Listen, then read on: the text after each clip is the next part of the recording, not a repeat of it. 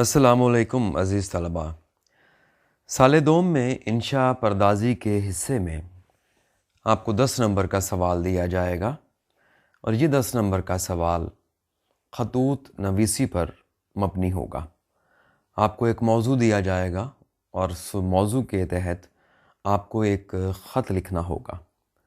جیسا کہ میں نے ابھی آپ کو بتایا کہ یہ سوال 10 نمبر کا ہوگا، تو اس کی 10 نمبر کی تفصیل پر ہم بعد میں گفتگو کریں گے۔ سب سے پہلے ہم ایک نظر یہ دیکھ لیں کہ خط اصل میں ہوتا کیا ہے اور خطوط کی اقسام کیا ہیں۔ عزیز طلباء، مرزا غالب نے خط کو آدھی ملاقات کہا ہے۔ خط آپ کی ایک ایسی تحریر ہے جس میں لکھنے والے کی شخصیت اپنا بھرپور اظہار کرتی ہے۔ دراصل خط ایک ایسی تحریر ہے جو وسیلہ ہے، اور اس کے ذریعے روبرو آنے والے کی شخصیت واضح طور پر دکھائی دے جاتی ہے۔ اس کے باوجود کہ تحریر میں استعمال ہونے والے لفظ بے جان ہوتے ہیں، لیکن لکھنے والے کی مہارت ان لفظوں کو کافی حد تک لہجے کا انداز دے سکتی ہے۔ چنانچہ غالب کے بارے میں مشہور ہے کہ غالب نے مکتوب کو، خط کو، مراسلے کو مکالمہ یعنی گفتگو کا انداز دیا۔ ضروری ہے کہ خط کی تحریر میں سادگی کے ساتھ ساتھ برجستگی بھی ہو۔ تحریر زیادہ پیچیدہ نہ ہو۔ طویل جملے تحریر کو کمزور کر دیتے ہیں، اس لیے ان سے بھی بچنا ضروری ہے۔ خط میں لمبے چوڑے القابات اور آداب سے گریز کرنا چاہیے۔ جس کے نام آپ خط لکھ رہے ہیں اس کے مقام اور مرتبے کے مطابق الفاظ استعمال ہونے چاہیے۔ مختصر یہ کہ اچھا خط وہ ہے جو اس مقصد کو پورا کر دے جس مقصد کے تحت وہ خط لکھا جا رہا ہے۔ عزیز طلباء، خط لکھنے کا فن ایک نازک فن ہے، یہ ایک کاریگری ہے۔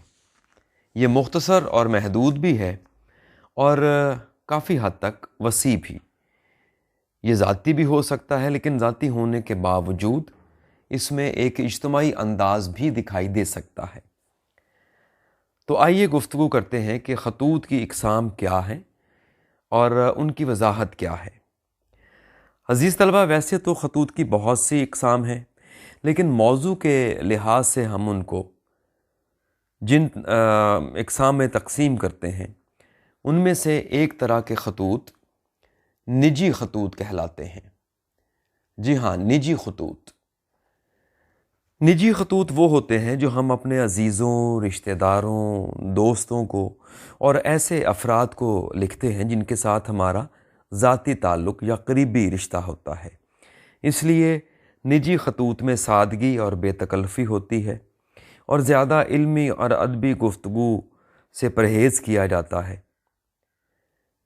خط کی دوسری قسم عمومی خطوط ہے، عام طور پر لکھے جانے والے خط۔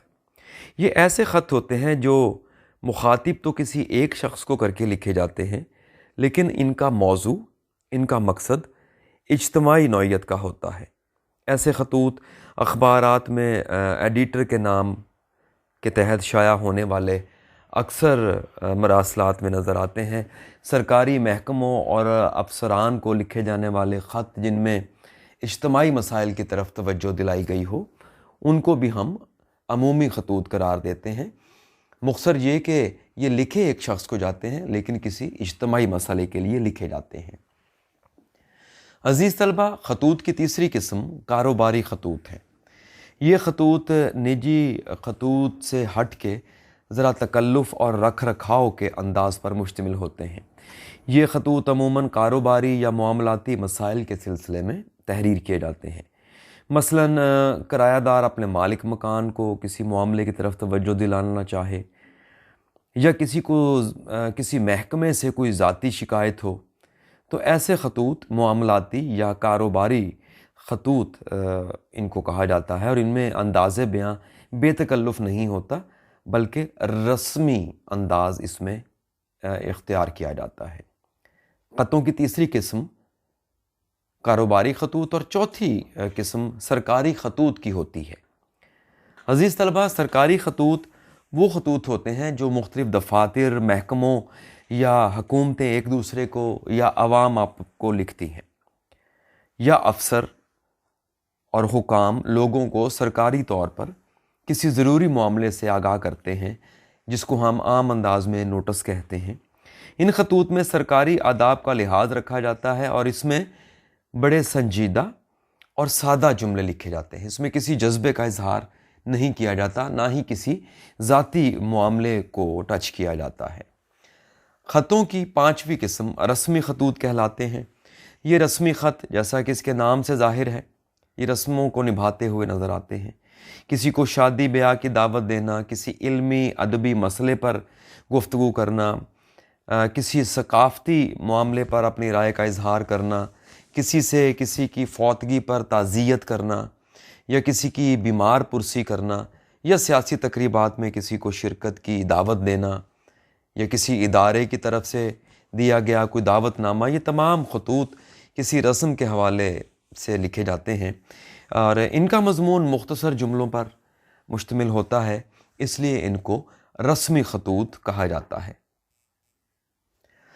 عزیز طلبہ، اب یہ تو آپ سمجھ گئے کہ خط کی اہمیت کیا ہے اور خطوں کی قسمیں کیا ہیں۔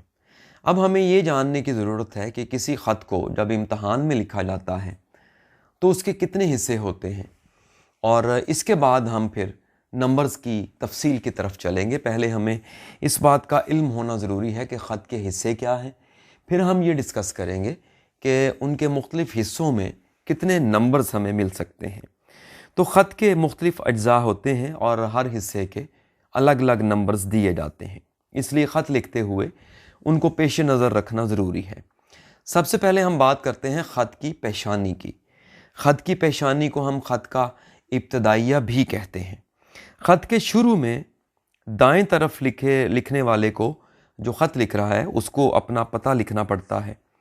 عام طور پر اس میں مکان کا نمبر وغیرہ لکھا جاتا ہے، اس میں جگہ کا تعین کیا جاتا ہے، پھر اس کے ساتھ تاریخ لکھی جاتی ہے۔ تو گویا کہ اس کو ہم خط کی پیشانی قرار دیتے ہیں۔ لیکن امتحان میں خط لکھتے ہوئے اس بات کا خیال رکھنا چاہیے کہ جو خط کی پیشانی میں آپ مقام تحریر کریں گے یا تاریخ لکھیں گے، پیشانی، اس میں کہیں بھی کسی بھی جگہ پر آپ کا اپنا نام، گھر کا اصل نمبر، گھر کا اصل پتہ، ادارے کا یا کالج کا نام کہیں بھی نہیں آنا چاہیے۔ یہ احتیاط پسندی مد نظر رکھیں کہ خط کی پیشانی اس کا ابتدائیہ لکھتے ہوئے جہاں پر آپ پتہ، تاریخ یا مقام وغیرہ لکھیں گے، وہاں پر کہیں بھی آپ کی ذاتی معلومات یا آپ کے ادارے کی معلومات ہرگز نہیں شامل ہونی چاہیے۔ اس سے آپ کے نمبر کٹنے کا اندیشہ ہے۔ اس کے بعد خط کا دوسرا حصہ القاب و آداب پر مشتمل ہوتا ہے۔ ظاہر ہے، آپ خط لکھتے ہیں تو آپ کسی بڑے کو یا چھوٹے کو یا ہم عمر کو یا کسی عہدیدار کو مخاطب کریں گے، اس کو اس کے لقب کے ساتھ مخاطب کریں گے، اس کے مرتبے کے حوالے سے آپ گفتگو کا انداز متعین کریں گے، تو اس کو ہم القاب و آداب کہتے ہیں۔ اور اس میں جیسا کہ میں نے آپ کو بتایا کہ آپ کسی کو خط لکھیں گے تو یا کسی بڑے کو لکھیں گے، چھوٹے کو لکھیں گے، ہم عمر کو لکھیں گے، یا پھر کسی عہدیدار کو لکھیں گے، تو سب کے لیے آپ کو القاب و آداب الگ الگ لکھنے پڑیں گے، رکھنے پڑیں گے۔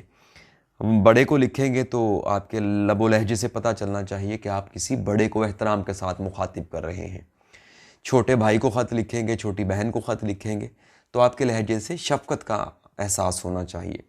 ہم عمر کو لکھیں گے تو اس میں بھی عزت افزائی دکھائی دینی چاہیے۔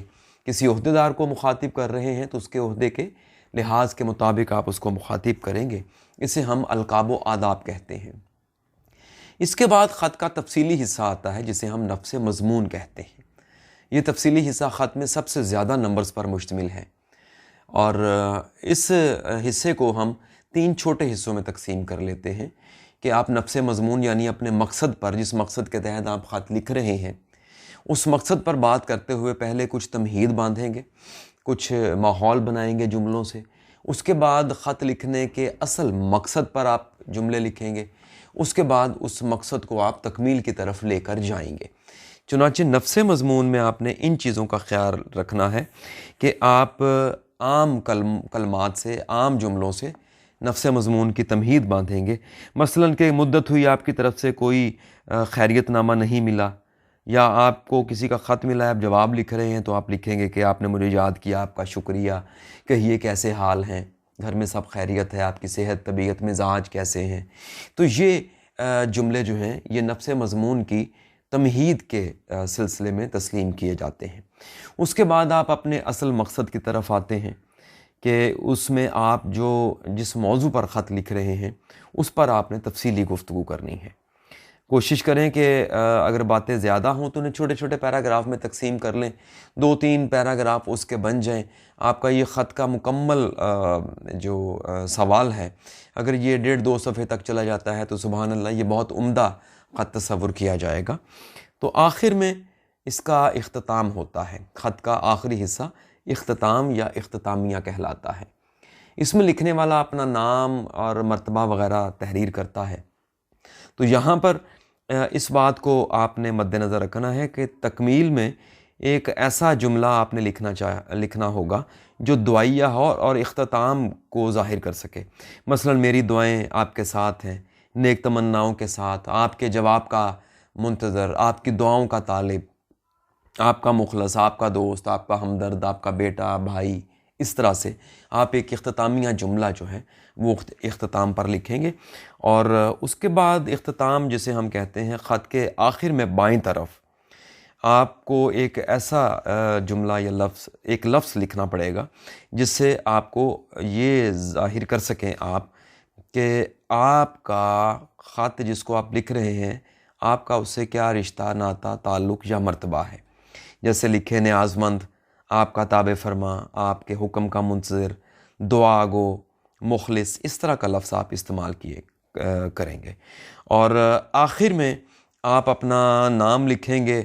کیونکہ یہ امتحانی نقطہ نظر سے لکھا جاتا ہے، اس لیے بہتر ہے کہ اختتام میں آپ اپنا نام یا عہدہ یا مرتبہ لکھنے کی بجائے، اپنا اصل نام لکھنے کی بجائے، اصل رول نمبر لکھنے کی بجائے آپ یہ لکھ سکتے ہیں کہ آپ کا فرما بردار، آپ کا دوست، نیچے آپ الف ب جیم لکھ دیجئے، رول نمبر لکھیے، اور رول نمبر لکھنے کے بعد آگے جگہ خالی چھوڑ دیجئے۔ اس میں ہندسوں میں اپنا رول نمبر ہرگز مت لکھیے آپ، اس سے آپ کے نمبر جو ہیں وہ کٹ جائیں گے اور یہ مناسب نہیں ہوگا، نقصان ہوگا۔ امید ہے کہ آپ خطوط کی اقسام اور خط کے حصے کے بارے میں اچھی طرح سے سمجھ چکے ہیں۔ اب ہم کچھ گفتگو کریں گے کہ جو خط 10 نمبرز پر مشتمل ہوگا اس کی دراصل تفصیل ہے کیا، نمبرز کی کیا تفصیل ہے۔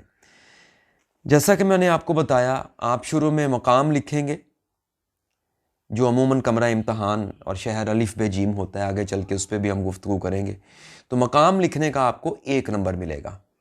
تاریخ ایک خاص انداز میں لکھی جاتی ہے، اس کے علاوہ کسی اور انداز میں آپ تاریخ مت لکھیں، نمبر کٹ جائیں گے۔ تو جیسے میں آپ کو بتاؤں گا آپ اس طرح سے تاریخ لکھیں، اس کا آپ کو 1 نمبر مل جائے گا۔ القاب و آداب میں نے آپ کو بتایا، جب آپ کسی کو مخاطب کرتے ہیں تو السلام علیکم لکھتے ہیں، اس کو مخاطب کرتے ہیں عزت احترام کے ساتھ، تو 1 نمبر آپ کو القاب و آداب کا ملے گا۔ تو اس طرح سے خط کی پیشانی یا اس کا ابتدائیہ 3 نمبرز پر مشتمل ہوگا۔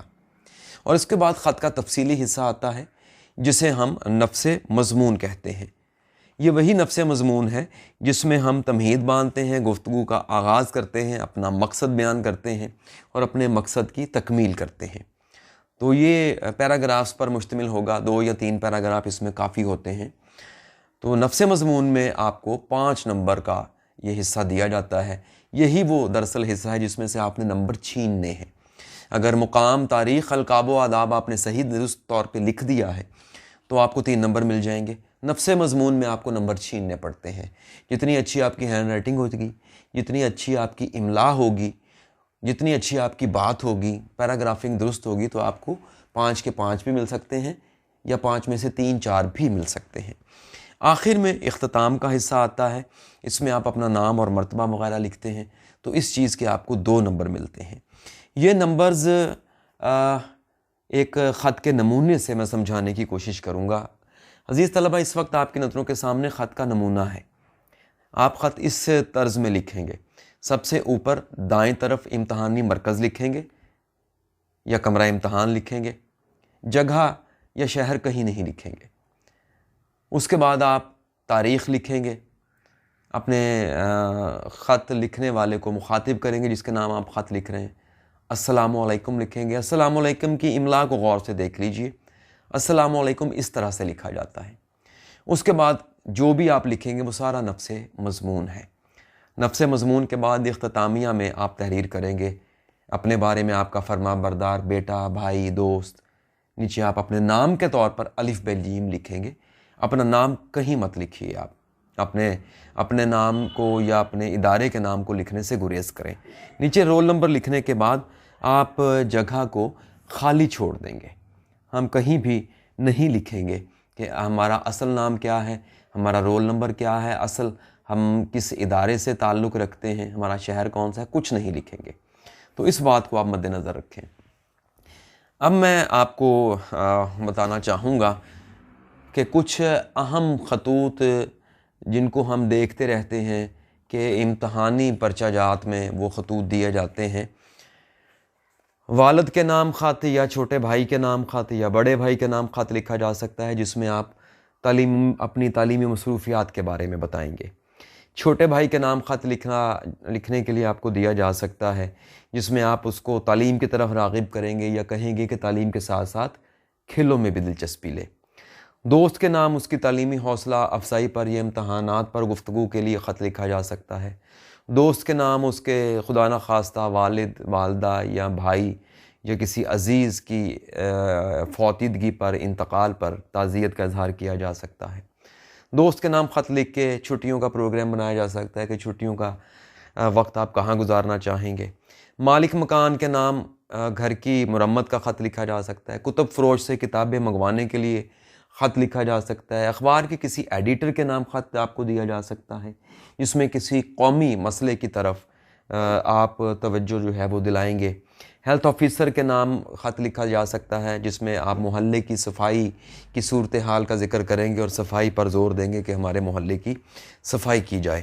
تو یہ نمونے کے کچھ خطوط ہیں جو اہم قرار دیے جاتے ہیں، لیکن عزیز طلبہ اس بات کا آپ خیال رکھیے کہ صرف انہی خطوط پر آپ نے اکتفا نہیں کرنا، اس کے علاوہ بھی آپ کی نظر میں کچھ خطوط ہونے چاہیے تاکہ آپ کے 10 نمبر کے اس سوال کی درست طور پر تیاری ہو سکے۔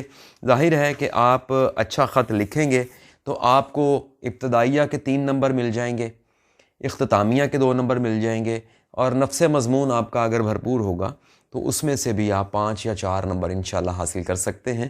گویا کہ یہ 1.5-2 صفحے کا سوال ایسا ہے جو آپ کو 100% نمبر دے سکتا ہے، 10 کے 10 نمبر بھی آ سکتے ہیں اور 8-9 نمبر بھی آپ کو مل سکتے ہیں۔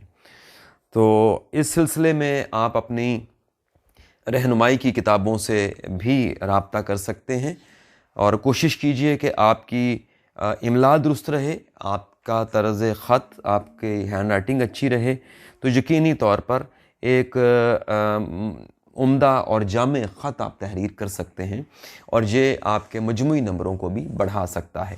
اس لیے عزیز طلبہ میں ہمیشہ کہا کرتا ہوں کہ دراصل اردو کا مضمون جو ہے، اردو کا سبجیکٹ جو ہے، یہ پاس ہونے کے لیے نہیں ہے، بلکہ اس پہ تھوڑی سی توجہ دی جائے تو یہ آپ کو بہت زیادہ نمبرز دے سکتا ہے اور آپ کے مجموعی نمبرز کو کہیں سے کہیں لے کر جا سکتا ہے۔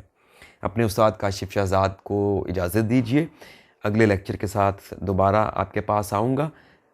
خدا آپ کا حامی و ناصر ہو۔ اللہ حافظ۔